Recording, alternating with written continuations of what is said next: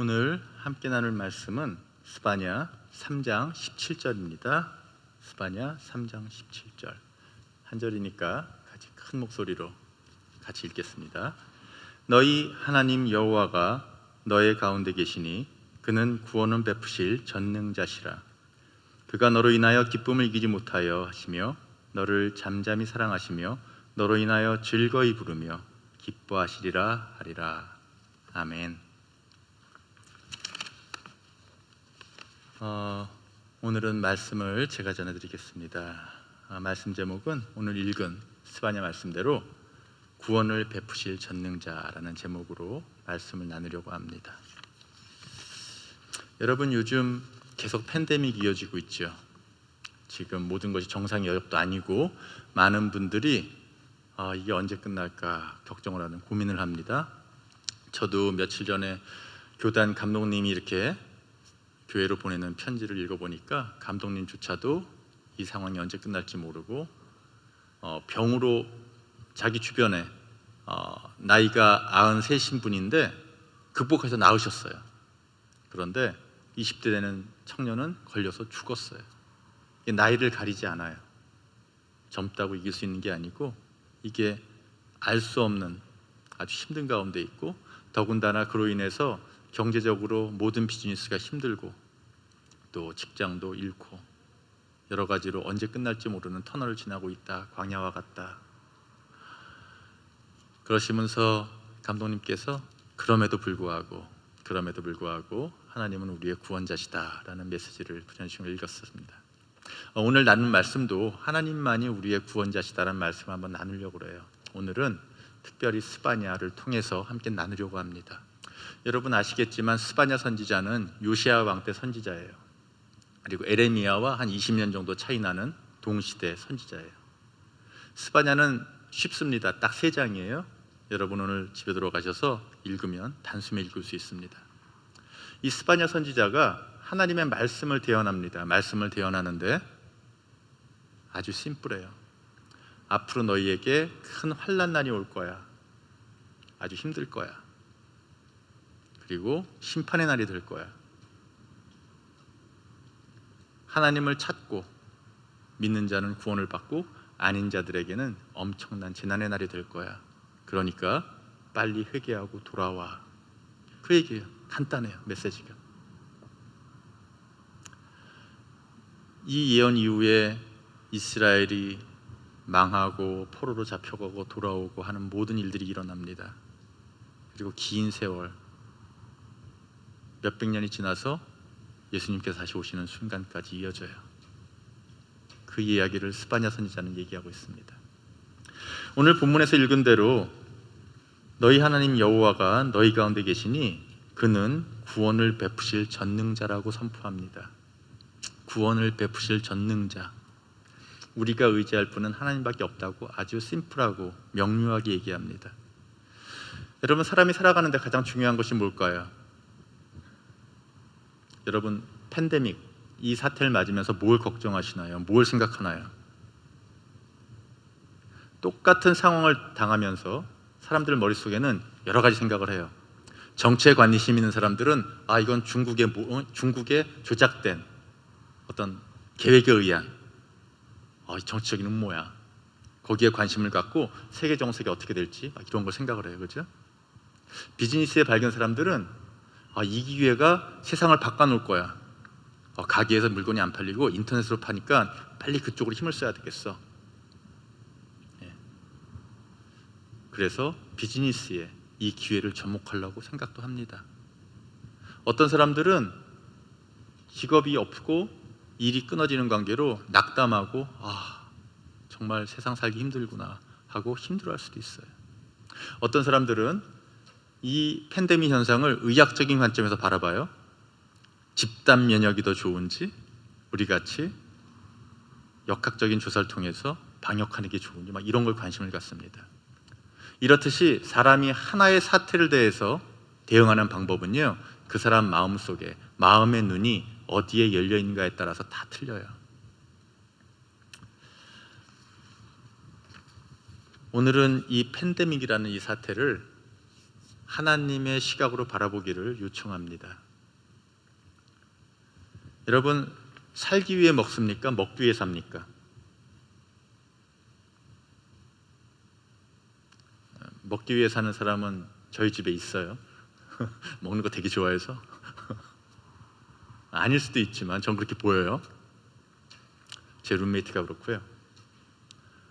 살기 위해 먹는 사람도 있는 것 같아요.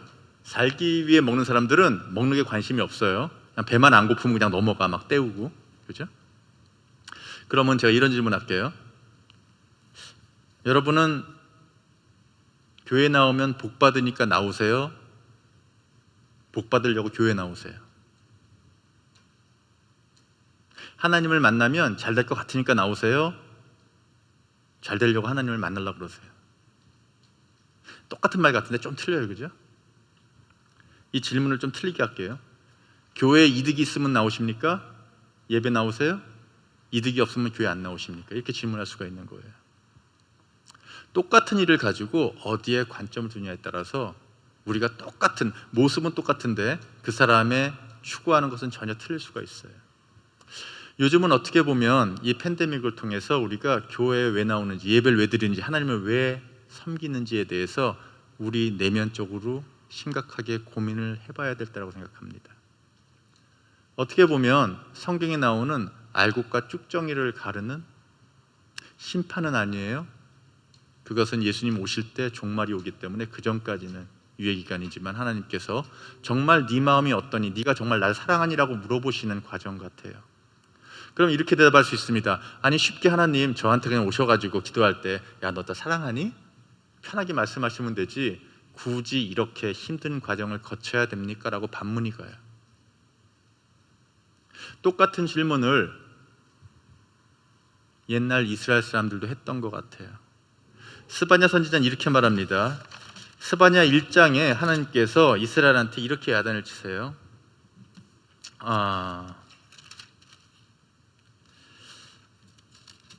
하나님께서 여호와를 배반하고 따르지 아니한 자들과 여호와를 찾지도 아니하며 구하지도 아니한 자들을 멸절하리라. 주 여호와 앞에서 잠잠할지어다. 이는 여호와의 날이 가까웠으므로 여호와께서 희생을 준비하고 그가 청할 자들을 구별하였습니다. 1장 6절입니다. 하나님께서 굉장히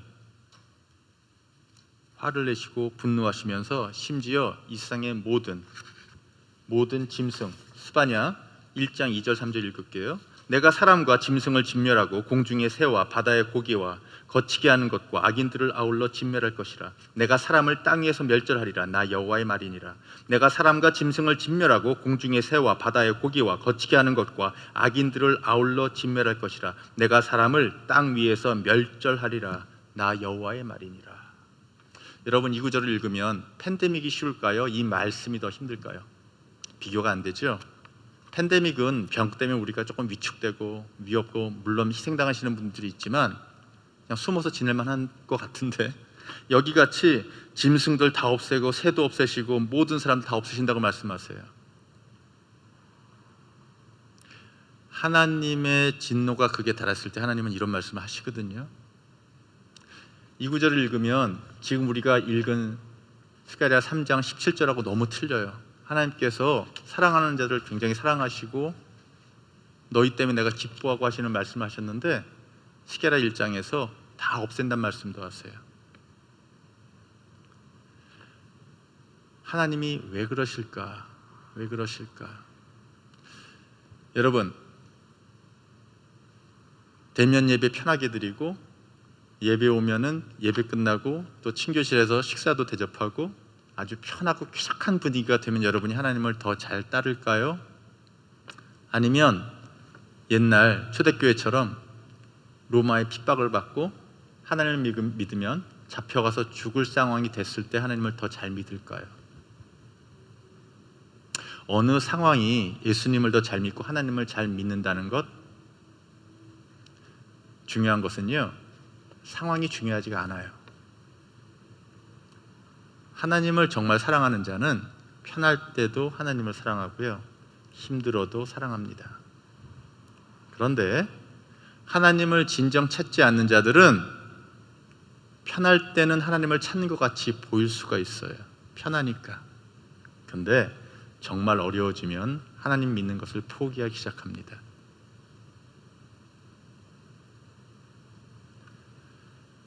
하나님을 잘 믿고 안 믿고는요, 환경의 영향을 받는 게 아니라는 거예요. 우리 마음의 중심에 있다는 거예요. 하나님께서 이스라엘 백성들한테 축복해 주셔서 나라도 만들게 하시고 하나님을 위한 전도 짓게 하시고 했는데, 여러분 아시겠지만 남북으로 이스라엘이 갈라지고, 특별히 북이스라엘은 남유다처럼 예배드릴 곳이 없으니까 산당을 짓고 자기 나름대로 우상을 만들어서 제사를 지내기 시작합니다. 그 모습을 보시고 하나님께서 그 모든 것을 없애겠다고 말씀하신 거예요. 그런데 이런 의문이 생기죠.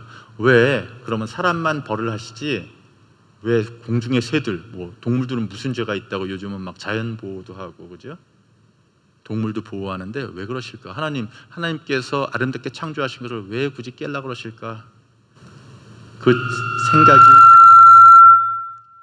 들 수가 있어요. 왜 그럴까요? 왜 하나님께서 사람만 야단치시면 되지 왜 굳이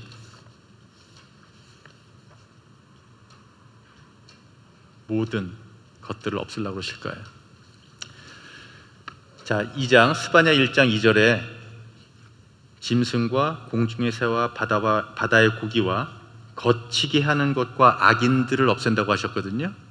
거치게 하는 것.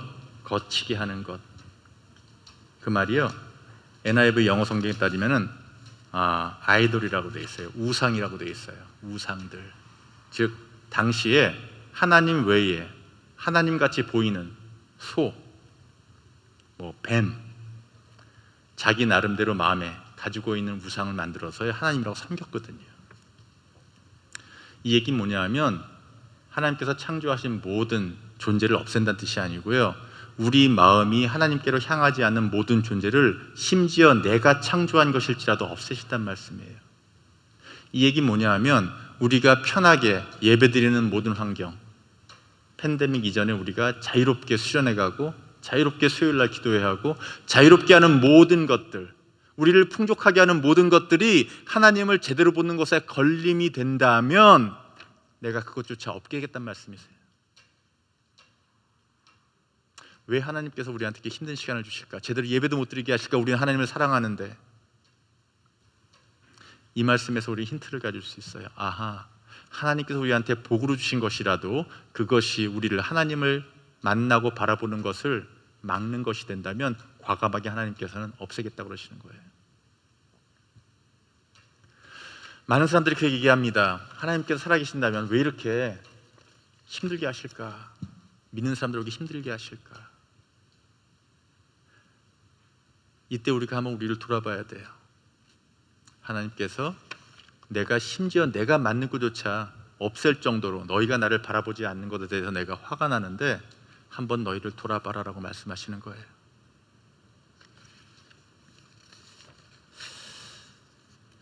그러면 우리가 하나님을 향하지 않고 우리한테 풍족하게 주신 것으로 인해서 우리 마음이 하나님한테 향하지 않았을 때 어떤 상태가 되는가 하면 이렇게 됩니다. 스바냐 1장 12절입니다.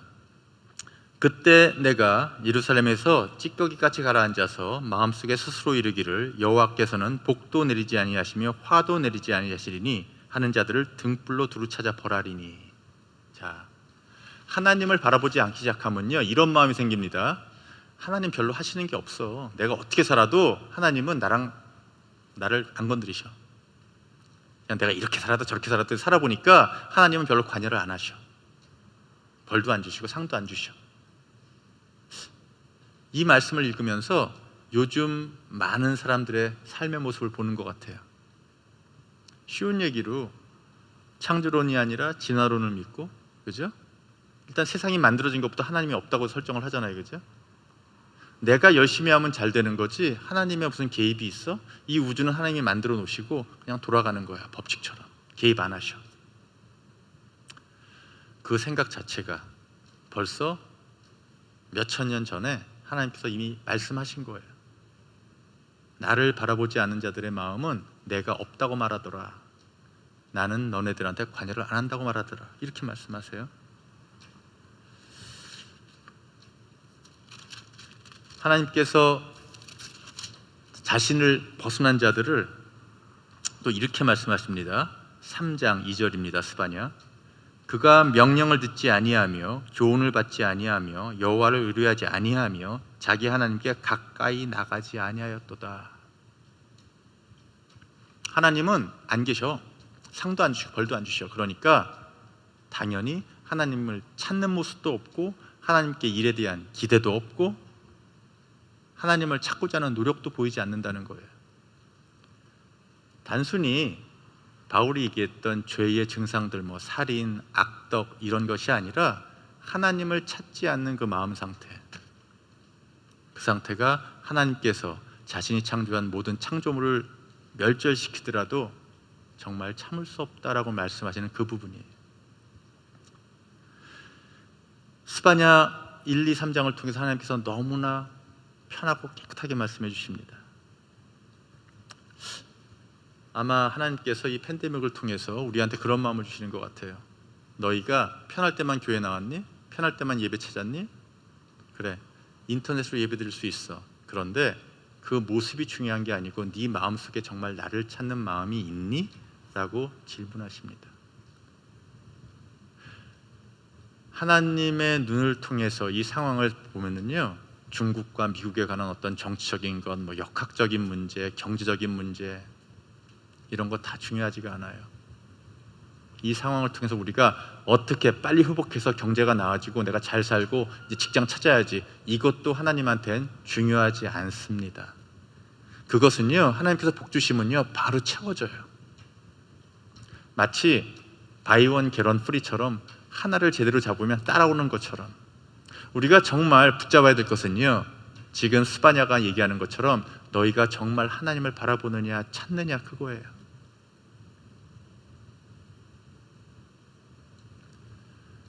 우리 성경을 조금 깊이 가기를 원합니다. 오늘 함께 읽은 스바냐 1장 12절을 다시 한번 읽을게요. 있는 분들은 같이 읽으세요. 그때 내가 예루살렘에서 찌꺼기같이 가라앉아서 마음속에 스스로 이르기를 여호와께서는 복도 내리지 아니하며 화도 내리지 아니하시리라 하는 자를 등불로 두루로 찾아 벌하리라 하시다. 여러분, 여기서 이 말 이해되세요? 찌꺼기같이 가라앉아서 마음속에 스스로 이르기를. 찌꺼기와 같이 가라앉았다. 찌꺼기와 같이. 지금 본문 나오고 있죠?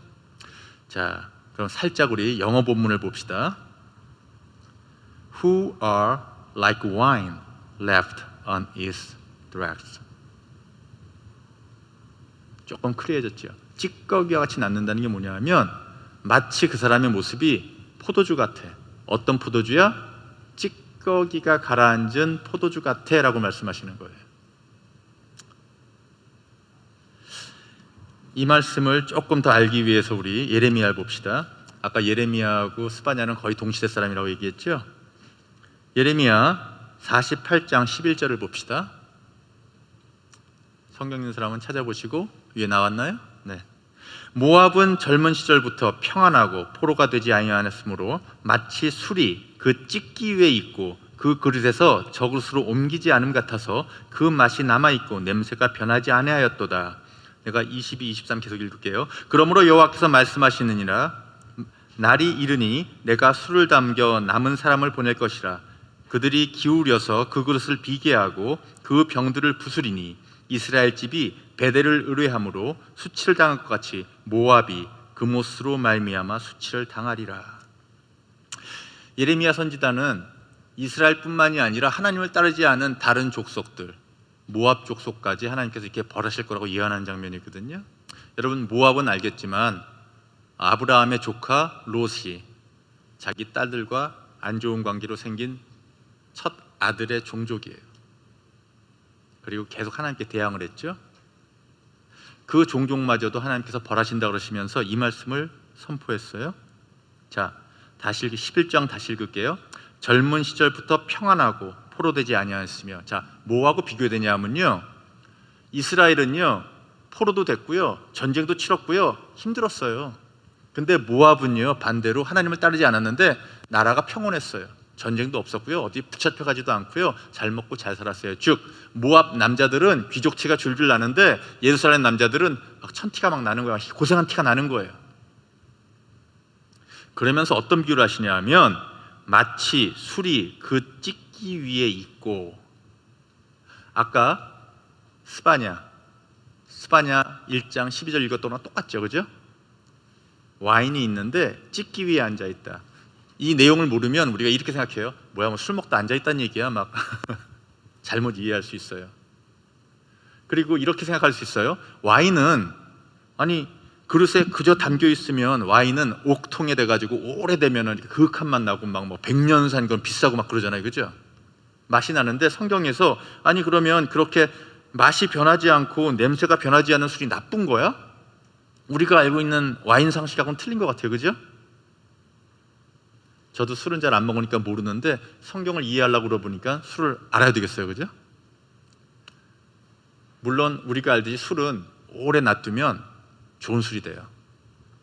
그런데 혹시 여기 와인 좋아하시는 분이 있을지 모르지만, 와인을 마지막에 먹고 담는 방법에서 디캔팅이라는 과정이 있어요. 디캔팅이 뭐냐면, 저도 몰랐는데 공부해 보니까 술이 오래되면은요 오크통에서 이렇게 조그맣게 타닌 같은 가루가 남아가지고 찌꺼기가 남아요.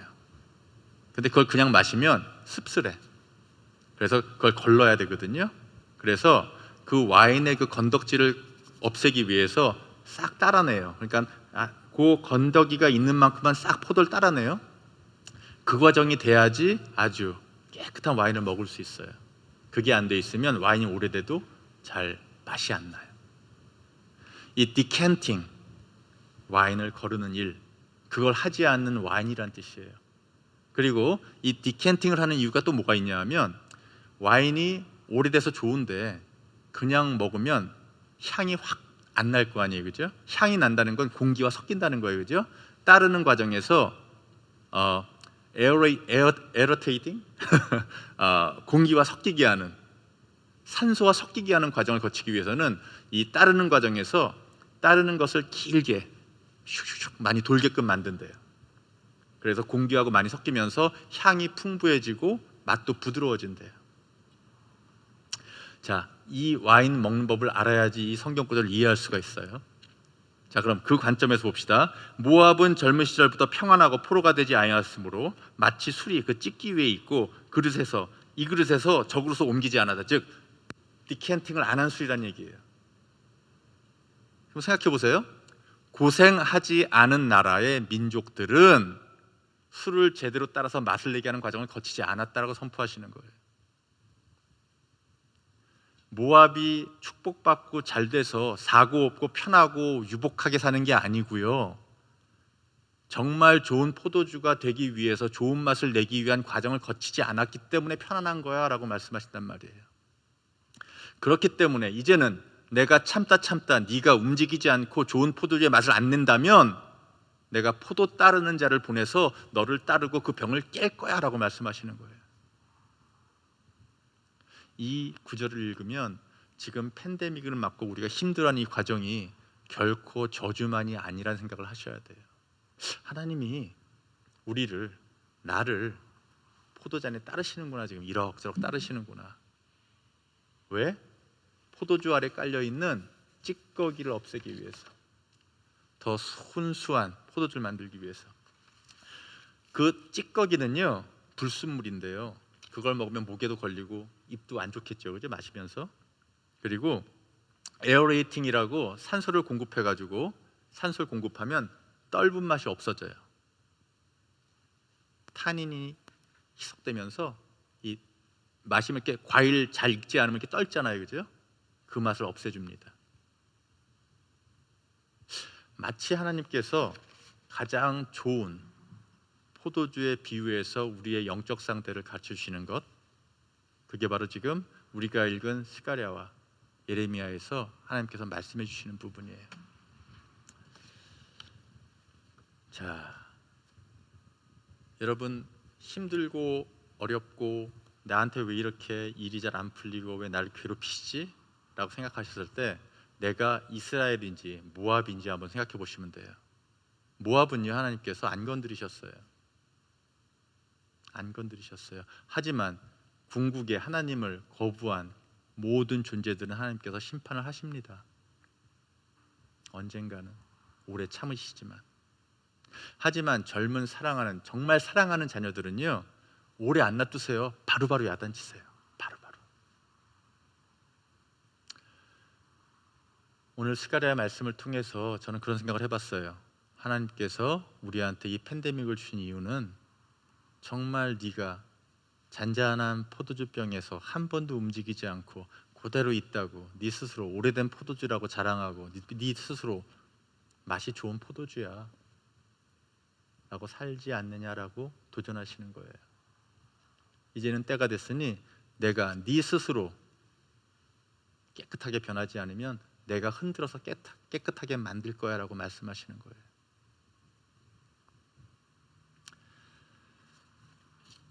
아까 읽은 스바냐로 다시 돌아갈게요. 스바냐 1장 6절 7절 읽습니다. 여호와를 배반하고 따르지 아니한 자들과 여호와를 찾지도 아니하며 구하지도 아니한 자들을 멸절하리라. 주 여호와 앞에서 잠잠할지어다. 이는 주의 날이 가까웠으므로 여호와께서 희생을 준비하고 그가 청할 자들을 구별하였음이라. 이 말은요, 멀리 보면 예수님을 예비하신 거예요. 하나님이 요구하시는 건 딱 하나입니다. 우리한테 우리 스스로 깨끗해질 수 있나요? 우리 스스로 병이 돼서 흔들 수 있나요? 안 돼요. 우리가 깨끗해지는 방법은 딱 하나밖에 없습니다. 지금 6절과 7절에 읽은 대로 하나님께서 예비하시는 완전한 희생, 예수님, 주님의 보혈의 피, 주님께서 우리를 깨끗하게 해주시는 그것을 믿는 자들은, 그것을 받아들이는 자들은 이미 하나님의 디켄팅 안에 들어온 거예요. 이 스바냐를 통해서 자기가 이스라엘 민족이라고 하나님을 따르는 백성이라고 스스로 착각하면서 하나님을 찾지 않았던 자들에게 네 스스로 네 마음을 뒤져봐. 정말 네가 나를 따르는 자들 맞아 라고 말씀하시는 거예요. 그리고 너희가 할 것은 다른 거 없어. 내가 얘기했잖아. 나를 따르지 않는 자들은 마치 내가 없다고 생각을 해. 그리고 날 찾지도 않아. 그 마음이 너한테 있다면 너는 정말 나를 따르는 자인지 한번 돌아봐야 돼. 언젠가 내가 오래 참지만 야단칠 날이 꼭 올 거야. 하지만 너희가 그 모습에서 돌이켜 나를 찾는다면 내가 보낸 예수를 믿으면 돼. 그거 하나로 모든 것을 내가 깨끗하게 만들어 줄게 라고 말씀하시면서 그 기쁨을 스바냐 3장에 오늘 읽은 본문처럼 말씀하십니다. 너희 하나님 여호와가 너희 가운데 계시니 그는 구원을 베푸실 전능자라. 예수님을 통해서 구원을 베푸실 전능자라고 선포하시는 거예요. 그러시면서 그렇게 네 스스로 나를 찾지 않고 그냥 편하고 좋으니까 이득이 되니까 예배 나오고 교회 나오고 돌이켜서 힘들더라도 나를 찾고, 오지 못하면 영상을 통해서 나를 찾고 온다면 모습은 상관없어. 너로 인해서 내가 잠잠히 사랑하며 너로 말미암아 내가 즐거이 기뻐하리라라고 말씀하시는 거예요. 하나님은요, 우리한테 원하시는 게요, 어려운 게 아니에요. 우리 스스로 결단하고 노력하고 물론 중요하죠. 제일 중요한 건 내 마음속에 정말 주님 앞에 겸손한가. 아까 얘기했죠. 오만하고 거만하고. 오늘 혹시 집에 가시면 스바냐 3장을 그냥 단순히 한번 읽어보세요. 하나님께서 움직이지 않는 포도주는, 그 찌꺼기는, 그 쓴맛은 우리의 교만, 우리의 거만함, 그것과 같다고 말씀하세요. 그것을 없애기 위해서 내가 흔들 거야 라고 말씀하세요. 내가 흔들 때 나만이 너희를 구원할 전능자라는 걸 내가 인정한다면 예수의 이름으로 내 앞에 나와 라고 말씀하세요. 이 팬데믹 기간은 어떻게 보면 사회 전체로는 사회 전체를 각성시키는 부분이 있지만 전 이렇게 생각합니다. 우리 각자 우리 자신을 돌아봐야 돼요. 왜냐하면 이 스바냐 예언 후에 예수님이 오시고 이스라엘이 엄청 변했어요. 어떻게 변했죠? 네, 아시다시피 예루살렘 성전이 없어졌습니다. 그러면 우리는 지금 교회에 예배 잘 못 드리잖아요. 본 예배가 거의 지금 몇 명 나왔어요? 지금 이 넓은데 몇백 명 들어갈 때에 열 몇 명 와 있잖아요, 그죠? 마치 우리의 예루살렘 성전이 파괴된 것처럼. 그렇다고 예배가 없어졌나요? 예루살렘이 하나님 안 찾았나요? 아니죠. 그럼에도 불구하고 그들은 하나님을 섬길 수 있었고요. 처한 어떤 상황에서도 어떤 모습에서도 하나님을 쫓았고 예배 드렸습니다. 오늘 찬양한 것처럼 어떤 상황에도 나는 예배하네. 하나님 오늘 그걸 보시길 원합니다. 마치 지금 이 시간이 각자 마음속을 돌아보시고요. 내가 정말 하나님을 이용한 거 아니야? 내가 하나님을 믿는다고 착각했나? 정신 바짝 차리셔야 돼요. 하나님은 예루살렘 큰 성전에서 예배드린다고 오시고 예배당도 없이 혼자 두세 명이 모여서 예배드린다고 안 오시고 이런 분 아니세요. 중요한 건 그 형태가 중요한 게 아니라 마음의 내면적인 믿음의 중심이 중요합니다. 스바냐 예언대로 하나님께서 구원의 길을 열어놓으시고 예루살렘의 외형적인 율법적인 모든 예배가 없어지고 내면적인 하나님과의 교제와 성령님과의 교제와 그런 모든 예배로 바뀌었어요. 우린 그 시대가 지나서 2000년 후에 여기 와 있습니다. 지금 이 시대에 하나님께서 또 한 번 요구하세요. 너희가 지금 너희도 모르는 사이에 모든 예배, 찬양단, 성가대 모든 것으로 인해서 형식이 많아. 내가 형식사가 없애줄게. 그래도 너희가 나를 찾을 거야? 나를 만날 수 있어? 그걸 도전하시는 거예요. 그렇게 질문하실 때 주여 제가 여기 있습니다. 저는 어떤 상황에서 주님을 찾습니다. 그리고 어떤 상황에서 주님이 계시다면 나는 은혜롭게 승리할 수 있습니다. 그런 결단을 하시고요. 그런 마음으로 한번 곰곰이 자신을 돌아보는 이 기간이 됐으면 좋겠습니다. 기도하겠습니다. 하나님 아버지 감사합니다. 우리에게 팬데믹을 주시니 감사합니다. 물론 많은 사람들이 고생하고 희생당했지만 주님께서 모압과 같이 우리를 버려두지 않으시고 이스라엘과 같이 품으셨기에 이 포도주를 따르는 시간을 통해서 불순물을 제거하시고 떫은 맛을 부드럽게 하시는 줄 믿습니다. 우리가 알게 모르게 형식에 치우쳐서 주님을 찾는다고 착각했던 모든 우상들을 제거하여 주시고 아무것도 없는 상태에서도 온전히 주님만을 찾고 따르는 모두가 되게 축복하여 주시옵소서. 저희는 주님께서 우리와 함께 하실 때에 그 어떤 상황 속에서도 주님과의 교제를 통해서 사랑과 은혜를 체험할 것을 믿습니다.